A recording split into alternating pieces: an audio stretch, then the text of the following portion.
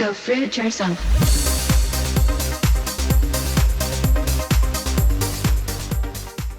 Hey Fruit Bats, it's Frilly Banana Girl here. Welcome to another episode. Welcome to another week of videos. So last night I decided to make potato gnocchi for the first time in my life. And you know what? It turned out really well. Like, they held their form really well. It was tasty. I was actually pretty impressed with my first effort.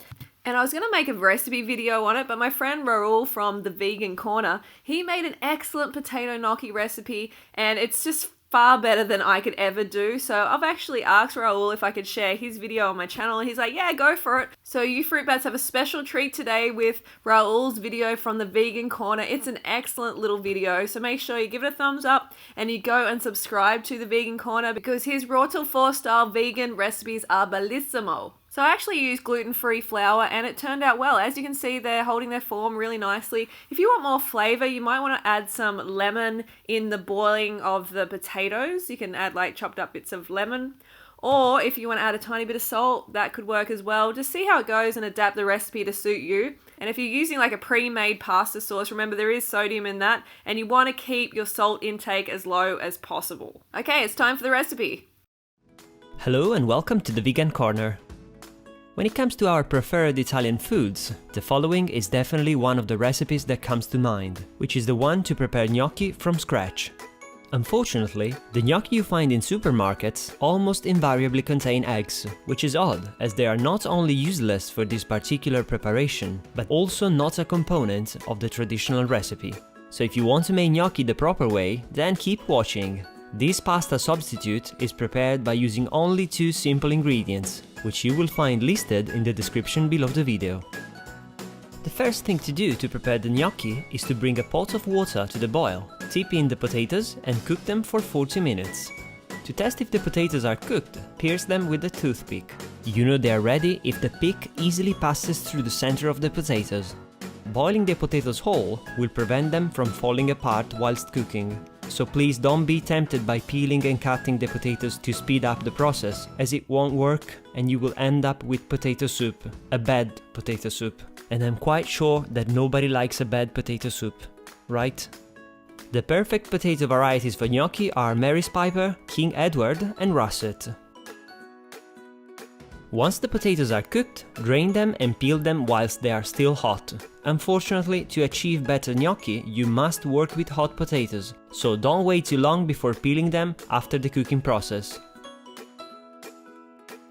Once peeled, dice the potatoes and press them through a potato ricer over a working surface. If you are wondering why this piece of equipment is called potato ricer, we have no idea. Now sift all the flour onto the mashed potatoes. Or should I say riced potatoes? Now take a dough scraper or a knife and start cutting through the flour to mix the ingredients. This process will make the task of kneading a little easier. You could of course use gluten-free flour for this recipe, but I wouldn't suggest doing it on your first attempt, as this preparation might seem easy, but it still takes some practice to get it spot on. Do you want to know a funny thing about this recipe? The recommended amount of salt for this amount of ingredients is 15 grams, which is about half an ounce in the US. I mean, 15 grams of salt? Seriously, that's crazy, right? I can assure you that having no salt at all makes them taste even better. Once finished, thoroughly mix the ingredients by hand until a rough dough is obtained. At the end of this process, the dough should be firm to the eye, but soft to the touch. I know that this sounds a little romantic, but I simply couldn't find a better way to describe the consistency of the dough. Sorry. The gnocchi dough should always be a little sticky. If it's too sticky, a little more flour can be added. Roll the dough into a cylindrical shape and cover it with a kitchen towel. Leave the mixture to rest for 10 minutes before moving on. Once the time has elapsed, remove the towel from the dough and dust some flour onto the working surface. Cut a part of the dough with a knife or a pastry scraper and roll it into a sausage shape, a vegan sausage of course.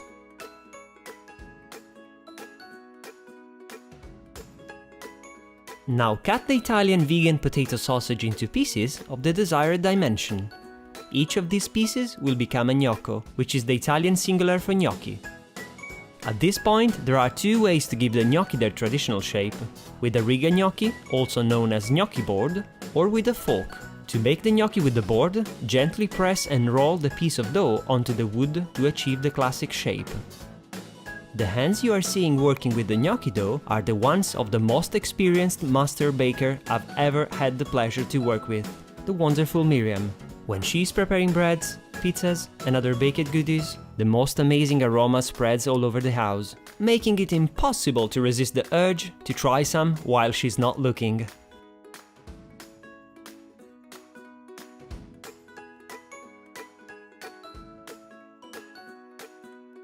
To proceed with the other method, dust the fork with some flour and gently press and roll each gnocco against the fork's prongs.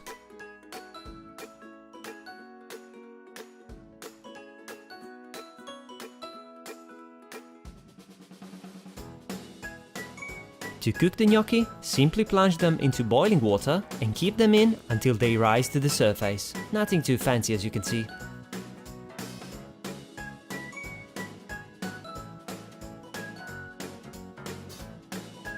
There you have it, your first batch of homemade, perfectly shaped, low-cost and super healthy gnocchi ready to be cooked and enjoyed, without eggs. Don't be afraid of this preparation at all, as it is really straightforward. I remember making this the first time when I was 9 years old, and despite the young age, they turned out to be quite good. In case you need some extra tips about this dish, you will find them in the description box. Please give this recipe a try and don't forget to hit the like button if you like this video.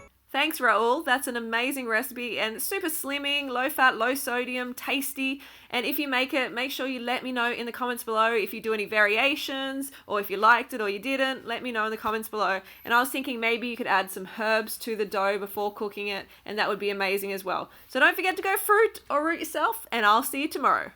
So the light in here isn't the best, but I made this for Harley and he's just doing this epic bike ride at the moment, so I made him some potato gnocchi. I'm not sure if he's going to like it or not. He's done like 300 Ks already and some crazy elevation, like mountain climbing.